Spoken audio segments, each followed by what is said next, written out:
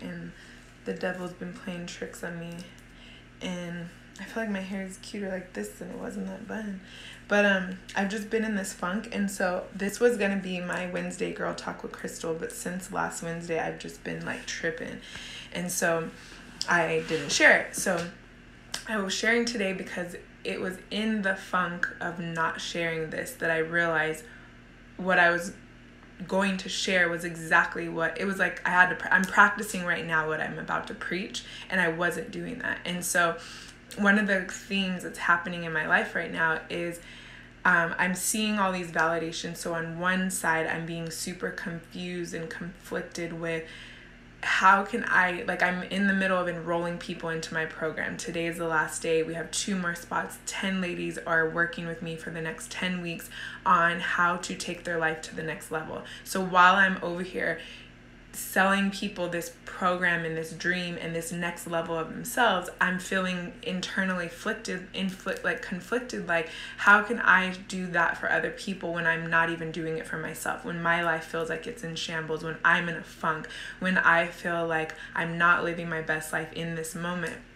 And so I've been battling with this of like, oh my gosh, and feeling so fraudulent. What's so crazy is amidst all the conflict in my brain, I'm landing with people. When I'm getting on these calls, I'm just connecting with these women, and I'm like, oh my God, like I can help you. I'm so excited. I can't wait to see you finally start that business you've been wanting to start. I can't wait to be a part of you learning how to communicate better in your relationship so you have more meaningful, communicating, healthy relationships. I can't wait to help you be a more present parent, or to just get past your past blocks. A lot of people don't even know what their thing is. They're just like, I don't know. I just feel so unmotivated, so unfulfilled. I don't know what it's going to take for me to move.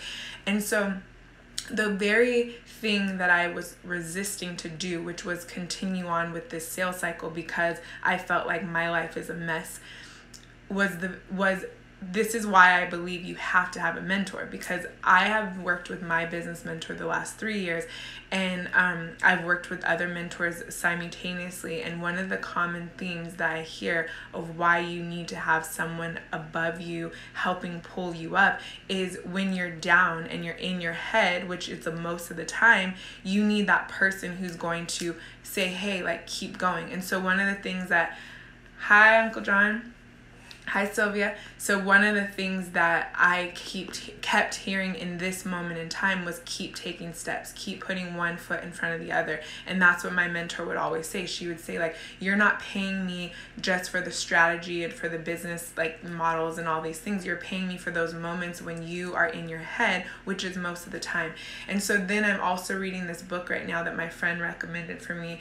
And he talks about how the nature of the brain is dysfunction, like, and sin. And he says, like, the nature of the way we think on a normal basis is to just think that like scarcity, lack, fear, oh my gosh, am I going to have enough? Am I in competition?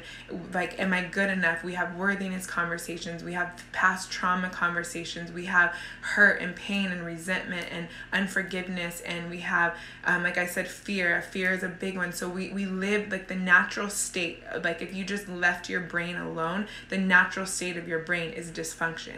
And so when I read that, I was like literally blown away, because I'm like, it's what I teach. Because like one of the things I shared on my Instagram the other day was that when I'm on the phone with these women, one of the biggest common themes is that they're like blown away at what the Fox Project actually is, because they're like, they didn't really know what it was, but like it's tapping into your consciousness and to your essence that God created you. When God created you, he created you perfectly in his image. He created you with an assignment on your life. And so when you just live in this simple state of dysfunction, you just listen to the devil telling you you're not good enough, you can't do that, what if you fail, there's not enough to go around, the scarcity, the lack, the fear.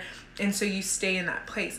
Consciousness is when you are able to tap into peace and gratitude and forgiveness and joy and all these, and love, and all these fundamental parts of our natural being, of how God made us. And you become aware of what's happening in your head is not really what life is all about. And so if, like, my challenge to you guys today Hi, Talitha.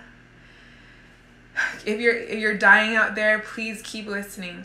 Because most people are dying. Like, literally, that's what I'm realizing, and that's why I do this work, and that's why I've like just thrown myself into this work of transformation and learning the way our brain works, because we are trapping ourselves in our own brain. We were created equally. We were created in the same land with the same abundance, the same overflow. The universe, when God created the heavens, the earth, the universe, the solar system, the energy, everything was in our favor. And it's interesting because like I was talking to my friend via text, and she's like, the universe is testing you right now. And then I saw this meme that said, the deeper you get in your purpose, the more you're going to be tested. And so that conflict that I'm having, it's like, yeah, of course I'm getting tested to practice what I preach, because how can I preach it if I'm not practicing it? But how can I practice it if I don't get tested in it? And so when I was texting her, I'm like, the freaking universe is testing me. And I said it like a raging, like, the freaking universe.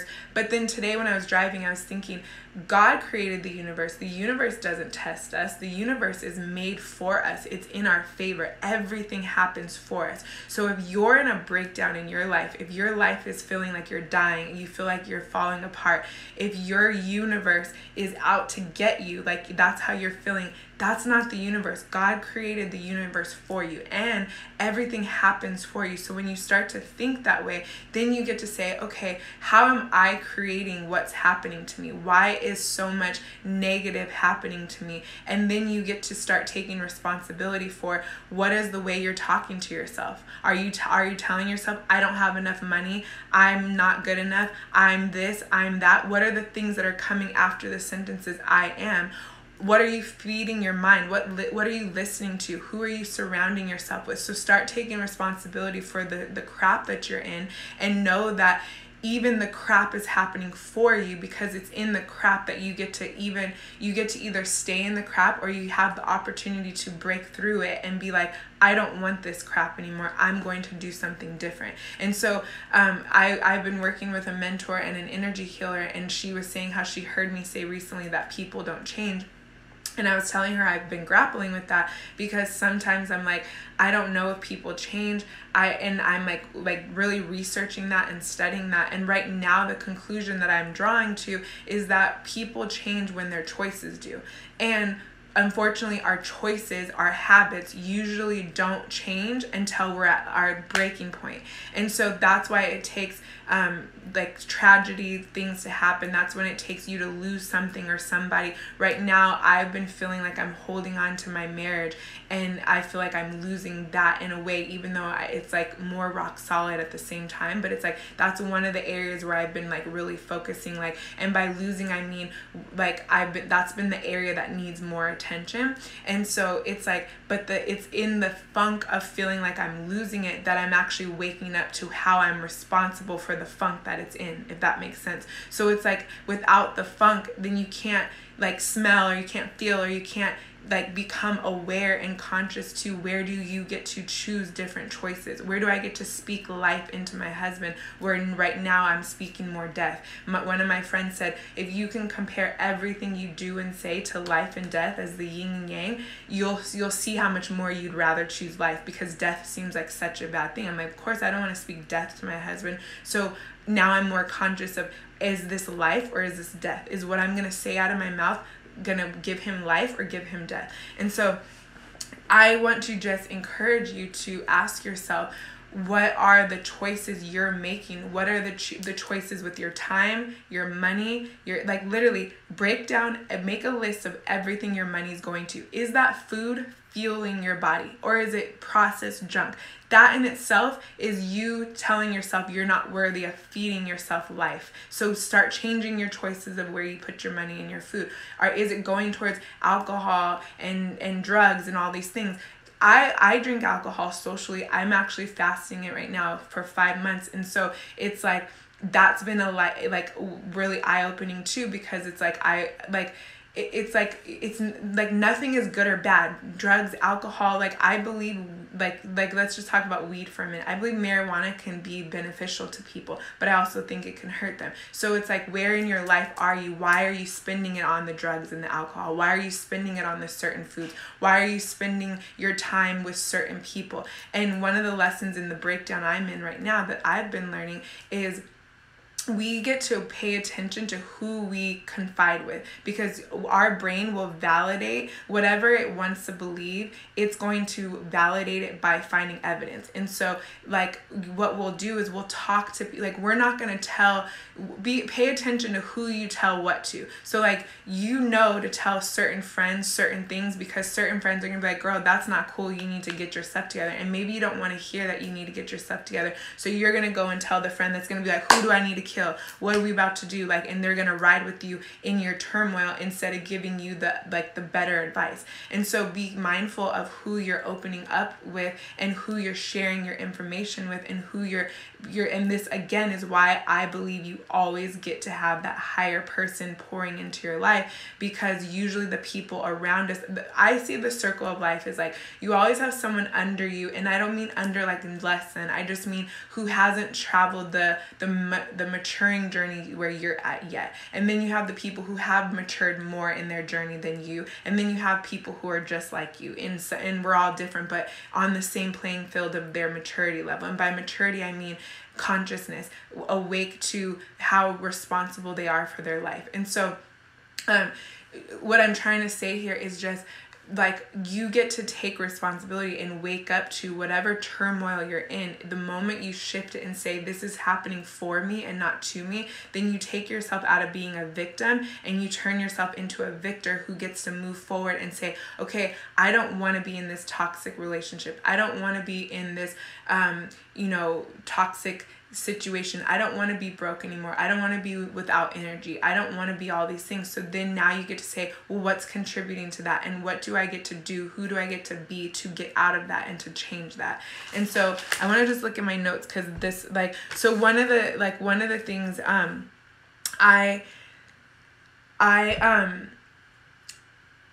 when I made these notes, I had made them from a conversation I was having with somebody last week. So I was in the middle of this sales cycle for the Fox Project, and there's always a common theme of the people that are coming.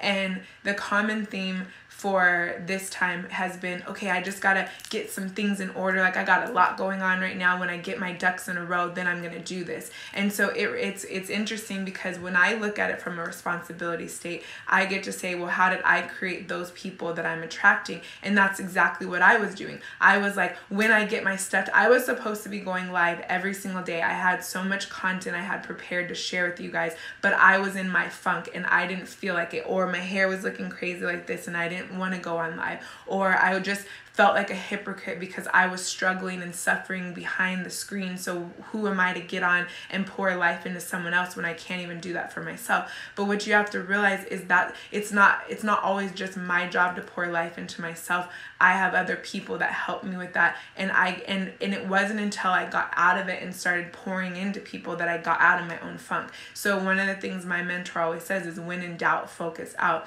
And so when I look at the responsibility of how I was sourcing people who were like, when I get myself together, I'm going to start doing the self-work.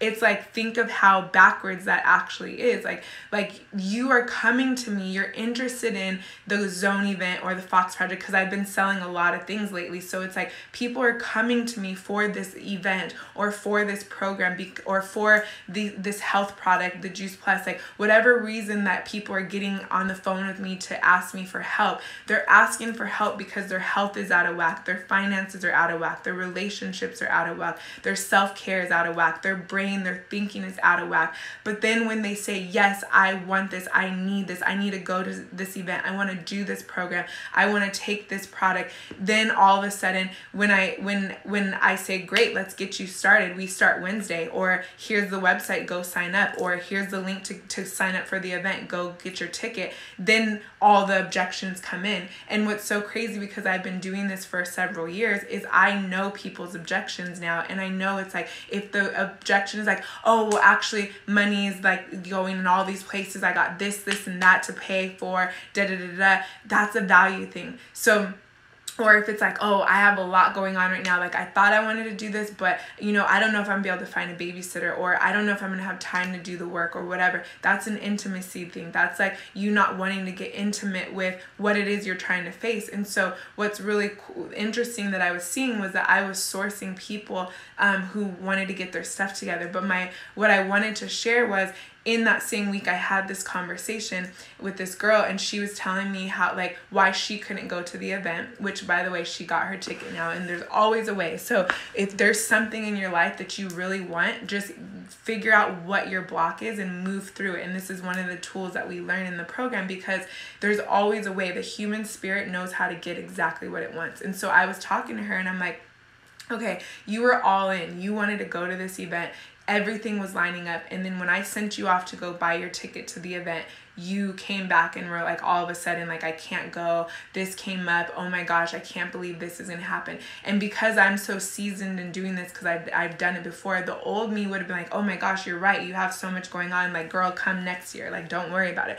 But the new me knows life is right now. You don't maybe have next year. Or what is it going to cost you to wait until next year, or wait until the next round of the Fox Project? I might even not do another Fox Project because I have other visions for something different. Like, you don't know. There's no other time than right now. We don't have, the past is gone. We can't change it. The future is created by our choices right now. And the only real thing we have is this very moment. So if we can get out of the thought process of thinking, I'll wait until later, that's going to make it harder to do. And that's worse. That's just your subconscious saying, I don't want to change. I don't want to do anything scary or different. I don't want to get uncomfortable. And I can sense that you're trying to do some of that. So no, we have things to do. We have excuses. We don't have enough money for that. And so I pushed back to her and I said, look, like, based on these things you're telling me, why don't you just move this like that and have this, that, and da-da-da. And I helped her navigate. And I basically just plucked right out of her, like, in front of her, the excuses that she gave me.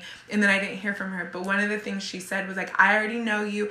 I know how you talk. Like, you're going to say, like, get over my excuses. Like, and you're good at that. I admire that. But I'm not good at that. And I was just thinking, like, and so I internalized that, and I was thinking about it, like, that is one of my superpowers. Like, that's one of the things that I'm good at, is I just do what it takes. I overcome excuses and obstacles in my life. And that is part of what I teach in my program, because it's one of my superpowers. It's like, so as I was thinking about that and I was like looking at it, it's like, that's exactly what I'm teaching when I'm teaching people, do a vision board, have a vision board, like start with, what do you want for your life? And then you can make decisions in alignment for that. Because if you don't have a vision, first of all, it's biblical, you perish. And that's why so many people are perishing, because they're doing this, trying to keep their head above water, and they have no vision. They're operating from their circumstance, their limitation. They're operating from, I don't have enough time. I don't have enough money. I don't have enough resources. I'm not good enough. I have past trauma. People hurt me. I have trust issues. And they operate from this, like, scarcity position, instead of operating from, you know what if I am worth it? Or what if I cut out alcohol at every dinner I go to, don't go to the movies, don't buy any extra snacks at the grocery store, and I can come up with $197 for this ticket, or, whatever, for my payment for the Fox Project. What if I figured it out? What if I trust people, and it's not the end of the world if I get burned, because God's got me. It's when you think of the possibilities and the vision for your life that you stop. So what you focus on, you create. So if you're gonna focus on all your limitations, then you're just gonna stay stuck in your limitations. So it's not until you focus on what you really want for your life and you think of your vision that you'll actually start to open up doors. And that's why, going back to when I was talking about the universe, it's like God created this world in your favor. He gave you everything we ever could possibly need to do everything that he's ever put on our heart. The block is you. The block is what's in your head. So when you start to set the vision, affirm the vision, surround yourself with people who can help you reach the vision, because you cannot do it by yourself. You're gonna need help. You're gonna need guidance. You're gonna need support. You're gonna need a babysitter. You're gonna need to borrow money, whether it's from a bank, a friend, a family member. You're going to need support. So when you start to focus on the vision and get out of the limitation, then your brain opens up and your human spirit is like, boom, oh my gosh, this just fell in my lap. So when you hear people manifesting, it's because they start focusing up and out instead of in and like down to the limitations.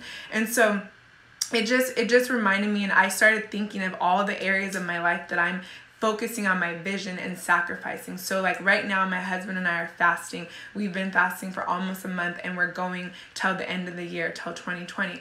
And while it may sound minor, it's a huge sacrifice. We've been to my best friend's birthday party. She planned it for like 6 months. We went to one of my best friend's weddings. I was in it, and we talked about it. And that was one of the things I realized about alcohol, was like how much it's a part of my social life. Because it was like mimosas for the brunch, and then wine and cocktails for the cocktail hour, and then bridal party turning up the day of the wedding, and like, you know, like celebration. And it was just like, oh my gosh, like when I told her that I wasn't drinking, it was like she was like her first reaction was like to be mad and upset. And it was like that for me. Like I was sitting here like, well, maybe I should just wait, you know, like, or maybe I should just give one pass. Like we've been thinking about this wedding for over a year. Like how can I not drink? Like it was just crazy how I was getting ready to talk myself out of why I needed to drink for that occasion. Or for my friend's birthday, like she's been planning for 6 months. We're always, one of us is pregnant. We never get to drink together. But I was able to push through because my vision is bigger than the momentary, like, woohoo, I'm celebrating with my friend. Like when I really think of that, that's nothing. Like that's nothing compared to the breakthroughs that are going to come from me denying and dying to my flesh and trusting God and saying, and so every time I have a desire to have a drink or to have sugar or to have wheat or gluten or anything that's on the list of things that we gave up, I go into prayer. Thank you, Jesus, for the breakthroughs that are upon me. Thank you, Jesus. I'm sick and tired. I am so freaking sick and tired of living paycheck to paycheck. I'm freaking sick and tired of having the same toxic cycles in my marriage that I'm pushing my husband away and I'm killing my marriage. I'm sick and tired of being a workaholic because I want money to not be paycheck to paycheck, but not realizing that it's damaging the relationship with my kids. I'm sick and tired of being addicted to sugar and then not addicted to sugar, and addicted to sugar and not addicted to sugar. I'm sick and tired of starting something and not finishing it. I'm sick and tired of working my ass off and feeling like it's not going anywhere. These are the reasons why it's worth it for me to give up what I've given up for 5 months, because I can't do it by myself. And I finally realized I had to surrender to that. That's where I'm at in my journey. But everybody has a surrendering moment. We all have a point in time that we have to surrender to our flesh, to our control, to our habits, to our past, to our circumstances, and we have to surrender and commit to our higher self by faith, because God created us with a vision. He created us with an assignment, and when we don't live out that assignment, we perish. We feel like we're not doing what we're supposed to be doing because we're not, and we're not supposed to just be good wives, good mothers, keep our house in order, keep the house clean. Think of what we stress about. Is the laundry done? Are the dishes done? Is there money in the bank? Is there food in the house?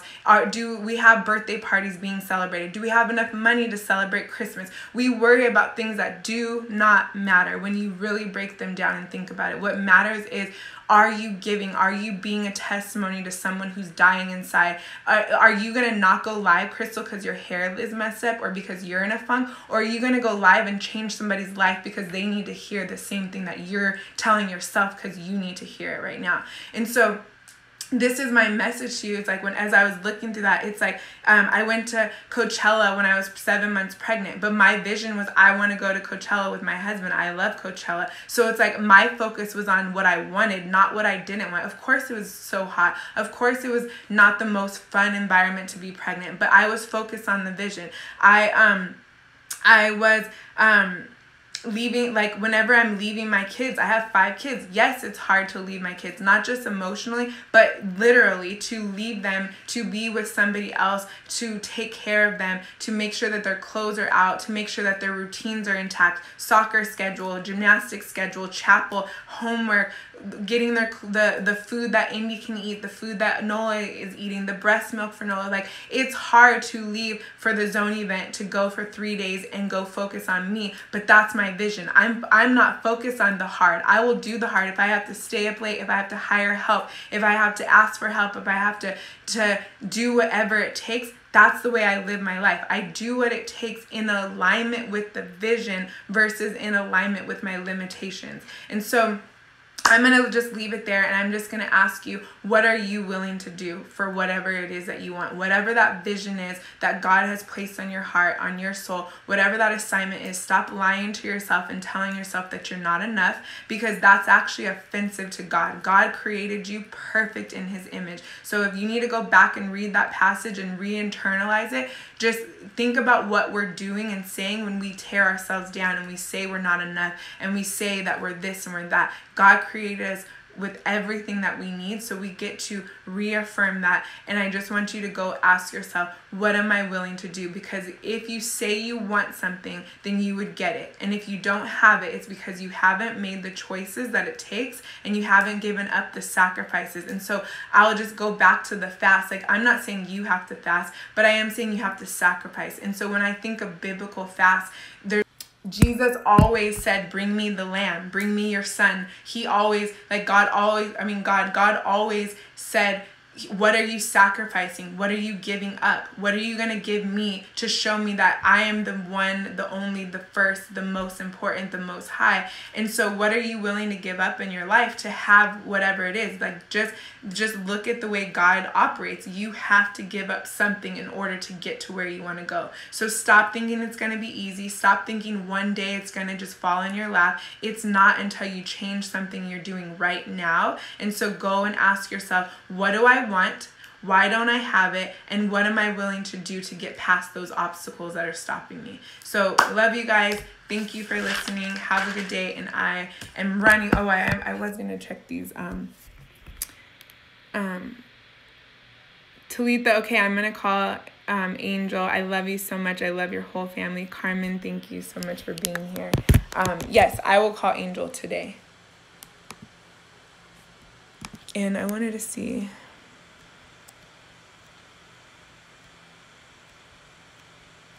I saw someone say something, but I don't know if it was. Oh, the book, if you're still there, it's called The New Earth.